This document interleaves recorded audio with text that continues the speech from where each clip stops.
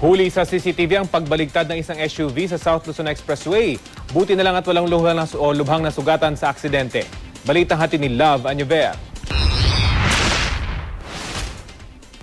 Para makaiwas sa disgrasya, mga kapuso, paalala. Isa sa pwedeng gawin ay i-check ng mabuti ang inyong mga sasakyan bago bumiyahe nang hindi matulad sa videong inyong mapapanood. Nitong ika-28 ng Hulyo, isang aksidente ang huli sa CCTV ng Skyway Operation and Maintenance Corporation o SOMCO pasado 1:00 ng madaling araw sa South Luzon Expressway. Sa bandang kanan ng video, makikita ang isang SUV na biglang sumulpot at nagpagulong-gulong.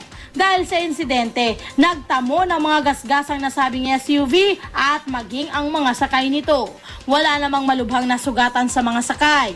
Ayon sa pamunuan ng Skyway Operation and Maintenance Corporation, maaaring nawalan lamang ng kontrol sa manibela ang driver ng nasabing SUV kaya ito nagpagulong-gulong. Tandaan, para sa biyaheng maayos, payapa at iwas disgrasya, palagi pong magbigay ng kortesiya sa iba pang mga motorista at panatilihin po ang disiplina sa kalsada.